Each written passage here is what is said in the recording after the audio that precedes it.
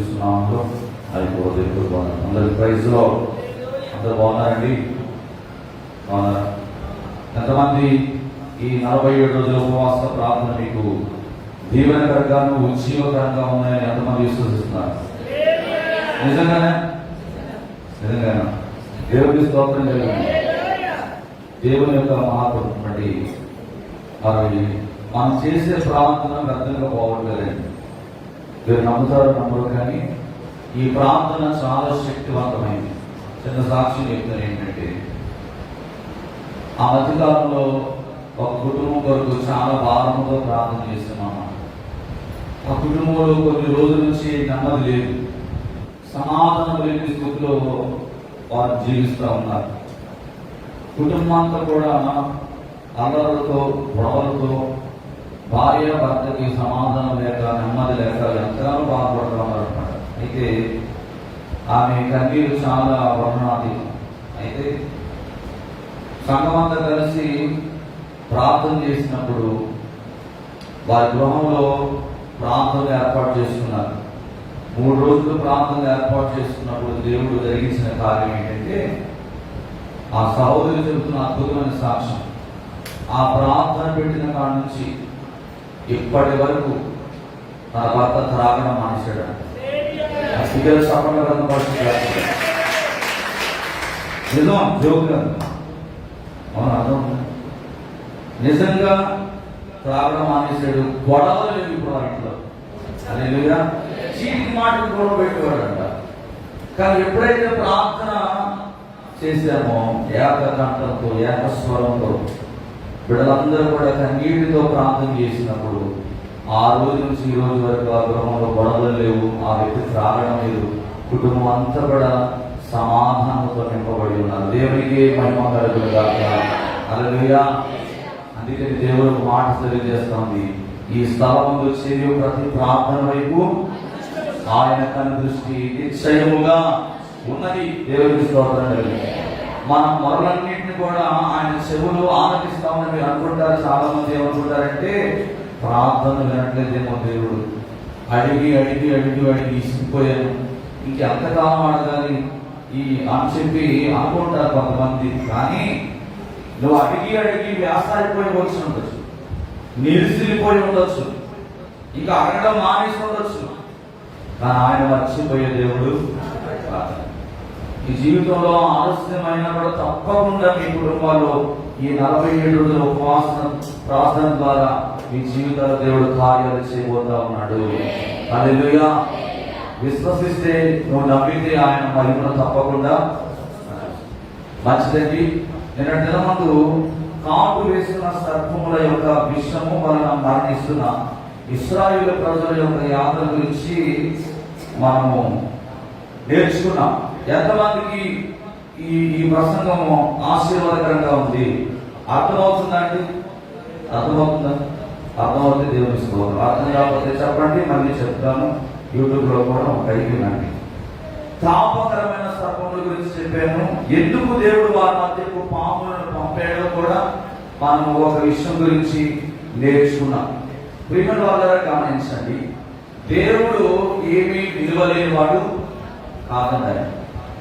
ఆయన విలువలేని వాడు ఎంత మాత్రం కూడా కాదు. ఆయన ఎలాంటి వాడంటే మహోన్నతుడైన దేవుడు. విలువలేని వారిని ఎవరమంటే మనమే. అవునా కాదండి? విలువలేని వారము, యోగ్యత లేని వారము, అర్హత లేని వారము, ఇలా ప్రభు పాదదర్శనంతో ఆయన కృపా సింహాసనం ఎదుట రావడానికి అర్హత లేని మనల్ని ఆయన కృపచేత, ఆయన మహోన్నతుడైన దేవుడు కనుక, ఆయన కృప కలిగిన దేవుడు కనుక ఆయన మనల్ని రక్షించుకొని ఈ రోజు ఇక్కడ తీసుకొచ్చాడు. అసలు ఇశ్రాయేలు ప్రజలకి వారు పాముల చేత కల్పింపబడడం అనేది వారికి రావాల్సిన శిక్ష అవసరమై ఉన్నది. ఎందుకనంటే, ఎందుకు ఆ తాపకరమైన సర్పములు అని బైబిల్ గ్రంథంలో మనం చూసామంటే, నేను వాటి గురించి ఒక విషయం చెప్పాను.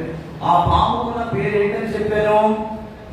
ఆ తాపకరమైన సర్పములు, ఆ ఫైర్, ఆ అగ్ని లాంటి ఆ పాములు, అగ్ని వంటి పాములు అని వాటికి పేర్లు పెట్టబడ్డాయి. ఒకసారిట అవి మనిషిని ఒకసారి కలిస్తే ఆ యొక్క భయంకరమైన మంటల చేత శరీరం అంతా కూడా ఒక తెలియని బాధల చేత ఒళ్ళంతా కూడా నింపబడిపోతుంది. ఈ తాపకరమైన సర్పములు ఇశ్రాయేలు ప్రజలను కరిచినప్పుడు వాటి యొక్క విష ప్రభావం వలన ఇశ్రాయేలు ప్రజలు భయంకరమైన మరణకరమైన స్థితిలోకి వెళ్ళిపోయారు. నిజంగా వారిని కలిసినప్పుడు ఇశ్రాయేలు ప్రజలు నేను చెప్పాను, 20 సంవత్సరాల కంటే పైబడిన వారందరూ కూడా ఏమైపోయారు? రాలిపోయారు. ప్రియమైన దేవుని బిడ్డలారా గమనించండి, ఆ యొక్క సర్పము యొక్క విషము ఇప్పటికి కూడా మనలో అనేకుల మందిలో అదేం చేస్తుందంటే పని చేస్తూ ఉంది. మనలో అనేక మందిలో పాప ప్రభావం వలన మరణకరమైన స్థితిలోనికి చాలా మంది ఏమైపోతుందో తెలుసా? దయామయుడైన ఆ ప్రభు అయిన యేసుక్రీస్తు వారి చేత మేలును పొందుకొని మనలో ఇప్పటికీ కూడా చాలా మంది ఆయనకు వ్యతిరేకంగా జీవిస్తూ ఇశ్రాయేలు ప్రజల అడుగు చాడలో చాలా మంది నేటికి కూడా తెలుసా జీవిస్తూ ఉన్నారు. ఎలాగా అని మీరు అనుకోవచ్చండి. దేవుడు మీరు గమనించండి, ఇశ్రాయేలు ప్రజల కంటే ఎక్కువగా మనల్ని ఆశీర్వదిస్తున్నాడా లేదా? చెప్పాలి. ఇశ్రాయేలు ప్రజల కంటే ఎక్కువ సౌకర్యాలు మనందరికీ దేవుడు ఈ భూమి మీద అనుగ్రహించాడు. వాళ్ళంటే 40 సంవత్సరాలు ఆ ఎడారిలో ఆ అరణ్యంలో తిరుగుతున్నారు. మనకు అలాంటి పరిస్థితులు ఉన్నాయండి? లేవు. వాళ్ళు నీటి కోసం తిరుగుబాటు చేశారు, ఆహారం కోసం తిరుగుబాటు చేశారు. ఈరోజు నువ్వు ఏమి తిరుగుబాటు చేయాల్సిన అవసరం లేకుండా 3 పూటలు సమృద్ధి అయిన ఆశీర్వాదపు విధానంలోనికి దేవుడు మనందరిని కూడా నడిపిస్తా ఉన్నాడు. దేవుడికి స్తోత్రం కలుగుగాక. కానీ ఈ రోజు చాలా మంది ప్రియమైన వాళ్ళ ఈ లోకం అనే అరణ్యంలో సాతాను చేత చాలా మంది నడిపించబడదు. కృపామయుడైన దేవుణ్ణి మరిచిపోయి ఇశ్రాయేలు ప్రజల కంటే ఎక్కువగా దేవుని మీద తిరుగుబాటు చేస్తా ఉన్నారు. దేవుని మాటల మీద ఏం చేస్తున్నారంటే సనుగుకుంటూ ఉంటున్నారు. వాస్తవానికి ఇశ్రాయేలు ప్రజలను ఆ విషపూరితమైన ఆ తాపకరమైన పాములు కరిచాయి. కానీ దినదినం ఈ రోజు చాలా మంది ఏం చేస్తున్నారంటే తప్పుల మీద తప్పులు చేసుకుంటూ, మోసాల మీద మోసం చేసుకుంటూ, అబద్ధం మీద అబద్ధాలు మాట్లాడుకుంటూ చాలా మంది ఏం చేస్తున్నారంటే దేవుని హృదయాన్ని గాయపరుస్తున్నారు, పొడుస్తున్నారు. ఒక చచ్చిన శవం మీద ఒక గద్ద, ఒక పక్షిగా ఏం చేస్తుంది? తన ముక్కుతో ఆ కుళ్ళిపోయిన శరీరాన్ని ఏం చేస్తుంది? పొడుచుకుంటూ తింటా ఉంటుంది. ఈరోజు విషపూరితమైన మనస్తత్వాలతో చాలా మంది నింపబడతా ఉంటున్నారు. ఎందులో అంటే మాటలో విషం ఉంది, చూపులో విషమయమైపోయింది, చేసే కార్యాలలో విషమయంతో నింపబడిపోయి భయంకరమైన జీవితాలు జీవిస్తూ ఉంటా ఉన్నారండి. వాళ్ళ గురించి ప్రకటన గ్రంథం 3వ అధ్యాయం 1వ వచనం ఏమంటున్నాడు తెలుసా? జీవించున్నామని పేరు తప్ప వాళ్ళ గురించి ఏం చెప్తున్నాడండి?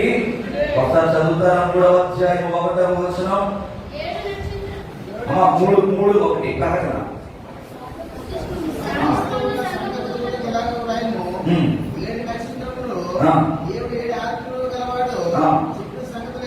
చెప్పు సంగతులు ఏమనగా నీ క్రియలు నీ ఎరుగుదును,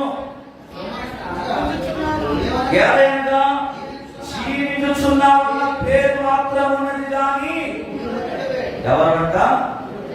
జీవించుచున్నానని పేరు మాత్రం పెట్టుకున్నారు కానీ ఎటువంటి స్థితిలో ఉన్నారండి? మృతమైన స్థితిలోకి వెళ్ళిపోయారు ఈరోజు చాలా మంది. వాస్తవానికి ఇశ్రాయేలు కంటే ఎక్కువ శిక్షను దేవుడు మనకు ఇప్పుడు ఇవ్వవలసి ఉంది.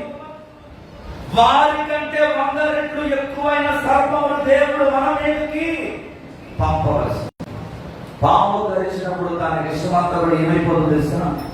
శరీరం అంతా కూడా పాకివేయబడి నరాలన్నీ కూడా ఏమైపోతాయంటే సర్సుబడిపోతా ఉంటాయి అన్నమాట. ఈరోజు సాతాను చేత కరవబడి అనేక మంది విషము చేత నమ్మబడిన సంగతి కూడా వారికి అర్థం కాని స్థితిలోనికి వారి జీవితాలు వెళ్ళిపోతా ఉన్నాయి. రోజు రోజుకి పడిపోతున్న సంగతి కూడా చాలా మంది మర్చిపోయి ఎరుగక ఏమనుకున్నారు తెలుసా? మేము జీవిస్తా ఉన్నాము, జీవించుచున్నామని పేరు ఉన్నది కానీ మృతమైన స్థితిలోనికి పాప విషము చేత వారి శరీరాలన్నీ కూడా నింపబడిన స్థితిలోనికి వెళ్ళిపోయే మన సంగతి గ్రహించలేకపోతున్నారు. వారి గురించి దేవుడు ఒక మాట మాట్లాడుతున్నాడు. యెషయా గ్రంథము, ఇప్పుడు యెషయా గ్రంథంలోకి వద్దాం. యెషయా గ్రంథము 45వ అధ్యాయము 22వ వచనం. యెషయా గ్రంథం. భూదిగంతముల నివాసులారా నా వైపు చూచి రక్షణ పొందుడి, దేవుడును నేనే, మరి ఏ దేవుడును? దేవునికి స్తోత్రం కలుగునుగాక. ప్రవక్త యెషయా, నిన్న మనం చదువుకున్న మూల మాట ఏంటంటే 21:9 సంఖ్యాకాండం. కాబట్టి మోషే ఇక్కడి సర్పం ఒకటి చేయించి స్తంభం మీద దాన్ని పెట్టాడు. ఆ సర్పము తాను తిన్న ప్రతి వాడు ఆ ఇక్కడి సర్పము నిదానించి చూసిన వాడు బ్రతికేడని చెప్పాను. ఇప్పుడు దాని గురించి ప్రవక్త యెషయా మాట్లాడుతున్న మాట ఏంటంటే, భూదిగంత నివాసులారా, ఎవరి వైపు చూడాలి? మనం దేవుని వైపు చూడాలని హెచ్చరిక చేస్తా ఉన్నాడు. రక్షణ పొందుడి, దేవుడను నేనే, మరి ఏ దేవుడను? ఎంతో భయంకరమైన పరిస్థితుల్లోకి వెళ్ళిపోయిన ఇశ్రాయేలు ప్రజలు వారు చేసిన పాపాన్ని ఇప్పుడు వారు గమనించి ఎవరి దగ్గరికి వస్తున్నారంటే మోషే దగ్గరికి వస్తున్నారు. మోషే దగ్గరికి వచ్చి ఏమంటున్నారంటే, ప్రభువును ప్రభు మీదకి మేము వ్యతిరేకంగా మాట్లాడి పాపం చేసినాము. ఇదిగో మా కొరకు ఇప్పుడు ఏం చేయాలి? ప్రార్థన చేయాలి. 21వ అధ్యాయం 7వ వచనం సంఖ్యాకాండం అంటారు. కాబట్టి ప్రజలు మోషే యొద్దకు వచ్చి, మేము యెహోవాకును నీకును విరోధంగా మాట్లాడి యెహోవా మా మధ్య నుండి ఈ సర్పములను తొలగించినట్లు దేవునికి స్తోత్రం కలుగునుగాక. ఎప్పుడైతే వారి మీదకు శిక్ష దిగి వచ్చిందో ఇప్పుడు ఏమంటారు తెలుసా? దేవునికి మా పక్షాన దేవునికి మొరపెట్టు మోషే, దేవునికి అవిధేయతలో ఉన్న వారికి క్రమపరిచేది ఏంటో తెలుసా? అవిధేయతలో నడుస్తున్న వాడికి, దేవుని మాట తృణీకరించి పెడచెవిని పెట్టే వారికి వచ్చే శిక్ష ఏంటంటే శ్రమయే. ఒక శ్రమయే ఒక విశ్వాసిని, ఒక వ్యక్తిని క్రమంలోనికి నడిపిస్తుంది. బెత్తం వాడకపోతే కుమారుడు దారిలోకి వస్తాడండి? జ్ఞానైన సొలొమోను గారు 11:24 వచనంలో ఒక మాట చెప్తున్నాడు. బెత్తము వాడని వాడు తన కుమారుని ప్రేమించువాడు వాడిని ఏం చేస్తాడంట? నరక శిక్షలో పడకుండా ఉండాలంటే ఏముండాలి? మనకి ఏముండాలండి? ప్రభు ఇచ్చి శిక్షింపబడడం, ప్రభు ద్వారా శిక్షింపబడడం, అది మేలుకరము. దాని గురించి పౌలు గారు కొరింథీ సంఘానికి రాస్తూ 11వ అధ్యాయం 32వ వచనంలో అంటాడు ఈ మాట. మనము తీర్పు పొందిన ఎడల లోకముతో పాటు మనకు శిక్షావిధి కలగకుండునట్లు ప్రభు చేత శిక్షింపబడుచున్నాము అన్నాడు. దేవునికి స్తోత్రం కలుగునుగాక. శ్రమ రాకపోతే పాపమును గుర్తించలేరు. అవునా? శ్రమ రాకపోతే చేసే పాపము గుర్తించలేరండి. ఎందుకంటే బాహ్య నేత్రాలు సాధారణంగా ఏం చేస్తాడంటే మూసేస్తాడు. దేవుణ్ణి చూడలేకుండా చూసేస్తాడు వాడు. ఆయన అనుకుంటాడు, తనకు తాను ఏమనుకుంటాడంటే నేను చాలా జ్ఞానిని, నేను చాలా నీతిమంతుడను, నేను చాలా యథార్థవంతుడను, నేను చాలా పరిశుద్ధవంతుడను అని అనుకుంటాడు. తనలో తను భ్రమపడతా ఉన్నాడు. దాన్ని భ్రమపరిచే ఆత్మ అని బైబిల్లో రాయబడి ఉంటుంది. దేవుని స్తోత్రం కలుగుతుంది. ఈ భ్రమపరిచే ఆత్మలో ఉన్న వారికి ఎన్ని మాటలు చెప్పండి, ఎన్ని ప్రసంగాలు చేయండి, ఎన్ని మంచి మాటలు చెప్పినా కూడా వాళ్ళు ఎంతసేపు ఏమంటారంటే నువ్వు అక్కడవే నీతిమంతుడువా, నువ్వు అక్కడవే ప్రార్థన పరుడువా, నీవు అక్కడికే బైబిల్ తెలుసా అని ఏం చేస్తా ఉంటారంటే ప్రశ్నిస్తా ఉంటారు. కానీ పౌలు గారు ఏం చెప్తున్నాడంటే మనం తీర్పు పొందిన ఎడల లోకంతో పాటు మనకి ఏమవుతుంది అంటున్నాడు, శిక్ష అనేది ఖచ్చితంగా వస్తుంది. శిక్ష అనేది కలగకుండా ఉండాలంటే ప్రభు ఇచ్చే శిక్షను మనం పొందుకోవడం అనేది మనకు మేలుకరము. దేవునికి స్తోత్రం కలుగునుగా. అందుకే 119:71 అంటాడు, నేను కట్టడలు నేర్చుకున్నట్టు శ్రమ కలిగి ఉంటే నాకు. ఇప్పుడు చెప్పండి, శ్రమ మేలుకరమా లేకపోతే కీడా? శ్రమ కలగడం అనేది మేలండి. శ్రమ రాకపోతే తప్పుల మీద తప్పులు అలాగే చేసుకుంటూ వెళ్ళిపోతా ఉంటారు. శిక్షకు పాత్రుడు అయిపోతావు, నరకంలోనికి వెళ్ళిపోతావు. నువ్వు ఆ శిక్ష నుండి ఎవరికి తప్పించలేదు. అందుకనే దేవుడు నా జీవితంలో ఏమనిపిస్తున్నాడు, ఆయన శ్రమలు. శ్రమ రాకపోతే పాపం ఏంటో నాకు తెలియదండి. అందుకన్నాడు శ్రమలు కలగడం నాకు మేలని. హెబ్రీ పత్రిక 12:10 కూడా చదవండి. వారు కొన్ని దినముల మట్టుకు తమకు ఇష్టం వచ్చినట్లు మనలను శిక్షించింది గాని మనము తన పరిశుద్ధతలో పాలు పొందవలనని మన మేలు కొరకే ఆయన. దేవునికి స్తోత్రం కలుగుగా. దేనికోసం అండి? మన మేలు. ఎందుకు మనకు ఆయన అంతగా కపడబడుతున్నాడు చెప్పండి? ఎందుకు మనం శిక్షింపబడకూడదని యేసు ప్రభు వారు కోరుకుంటున్నారు? నేను గతంలో చెప్పాను, మనం ఎవరు చూద్దండి? ఆయన చూద్దండి. ఆయన మనల్ని వెలపెట్టి విలువ పెట్టి మనల్ని కొన్నాడు. ఇక్కడ కూర్చున్న మన అందరిలో ఒక్క ఆత్మ కూడా నశింపకుండా ఉండడమే దేవుని యొక్క ఉద్దేశమై ఉన్నది. ఆయన ఎంత ప్రేమిస్తున్నాడో చూడండి. ఈ రోజు రక్షింపబడిన మన ప్రార్థన కూడా ఏంటంటే మన చుట్టుపక్కల వారందరూ రక్షింపబడాలి. మనం చేస్తున్నావా లేదా? ప్రతి ఆన్లైన్ ప్రార్థన మనం ఏమని ప్రార్థన చేస్తాం? అయ్యా ఈ మందిరం చుట్టుపక్కల వారందరినీ మార్చు.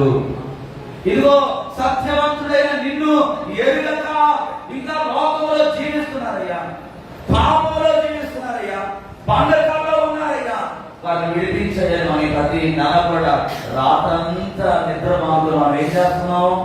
ప్రార్థన చేస్తాం. ఎందుకనండి? ఎందుకు చెప్పండి? మన మేలు కొరకే. వారు రక్షింపబడితే మనకేం వస్తుందా? వస్తుందండి? ఎందుకు మనకి తప అంటే, ఎందుకు మనకి భారం అంటే, మనం ఎలాగైతే రక్షించబడ్డామో మన తోటి వారందరూ కూడా రక్షింపబడాలన్నది దేవుని చిత్తమై ఉన్నది. అందుకే ఆ భారముగా మనం ప్రార్థన చేస్తాము. ఇప్పుడు ఇశ్రాయేలు ప్రజల విషయంలో కూడా మోషే గారు ప్రార్థన చేస్తా ఉన్నాడు భారముతో.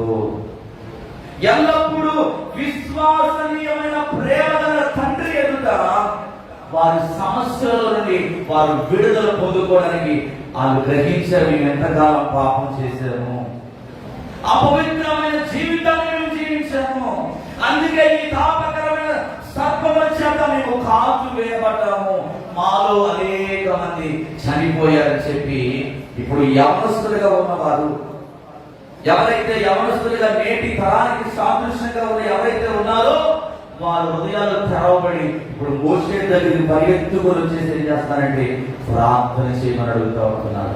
ఈరోజు నేను అడుగుతున్నాను, ఇంకా సంఘంలో యవనస్తులు చాలా మంది రక్షణ పొందుకోకుండా దూరంగా ఉంటా ఉన్నారు.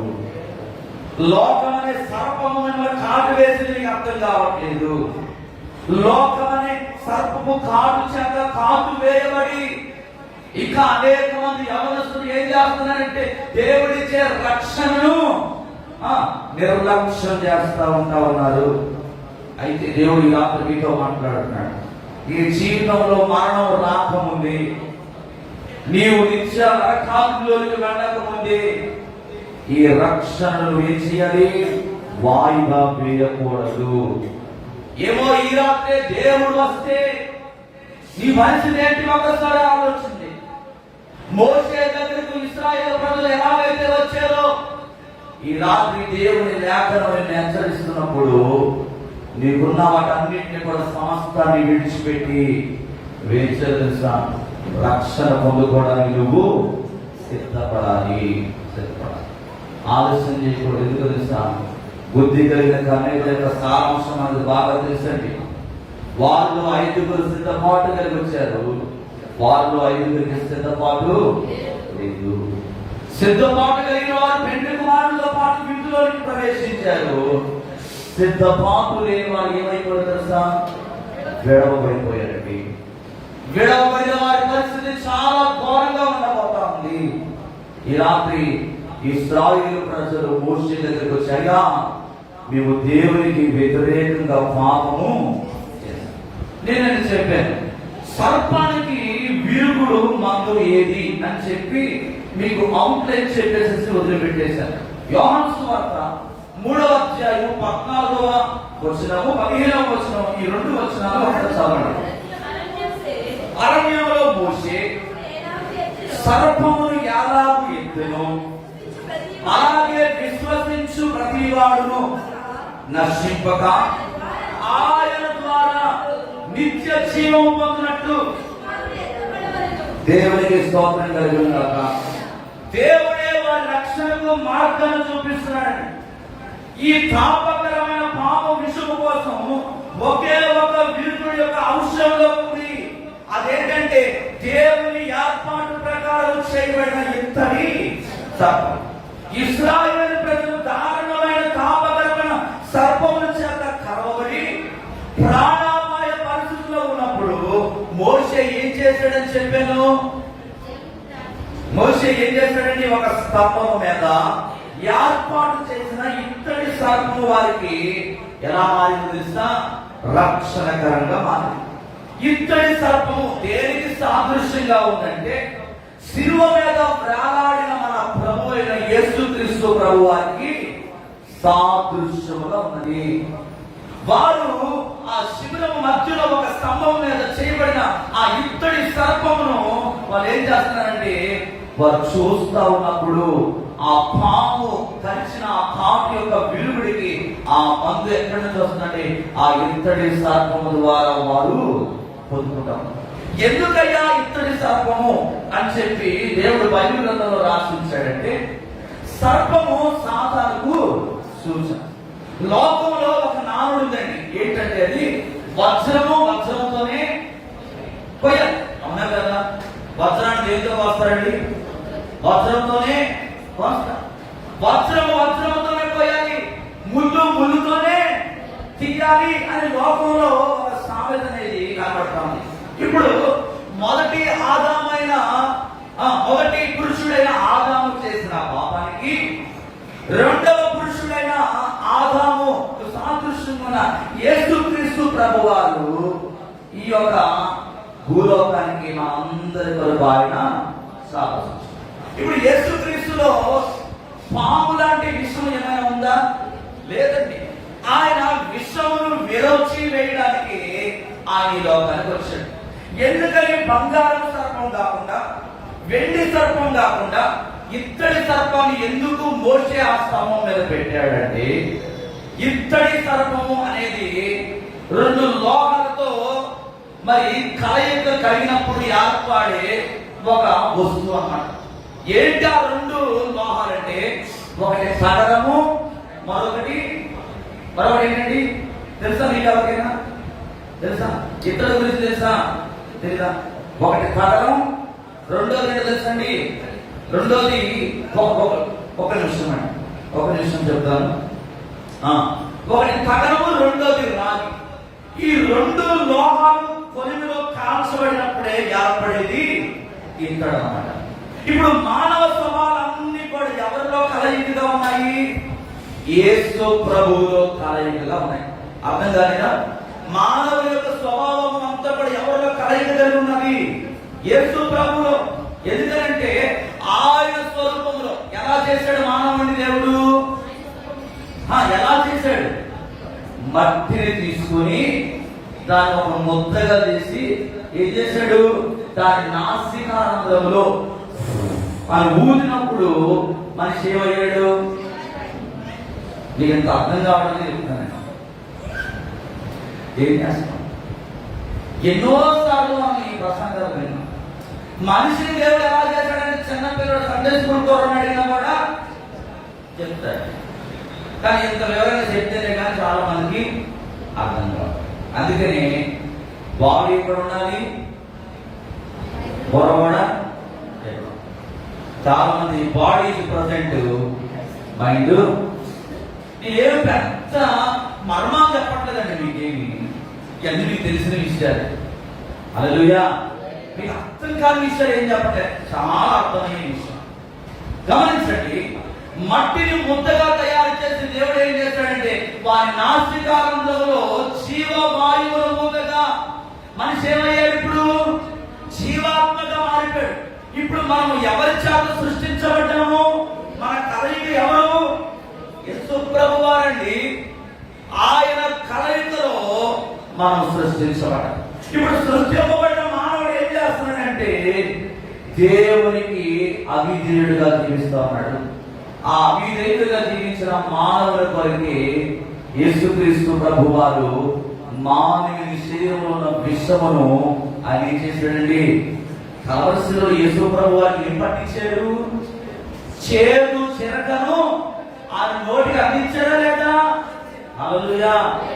సిలువలో మానవులు ఈ భూమి మీద ఆయన స్వరూపంలో ఆయన కలయికగా చేయబడిన మానవుడు చేసిన పాపము శరీరం అంతా కూడా ఏమైపోయిందంటే విషమయమైపోయింది.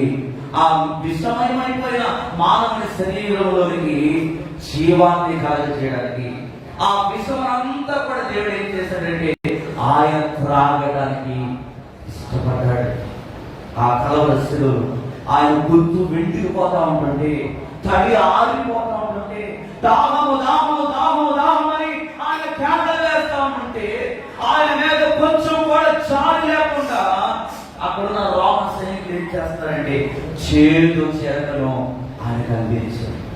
ఆ చేదును తీసుకోలేమని, ఆ చేదును త్రాగలేమని ఆయన త్రాగడానికి ఇష్టపడ్డాడండి. ఎంత ప్రేమ చూడండి.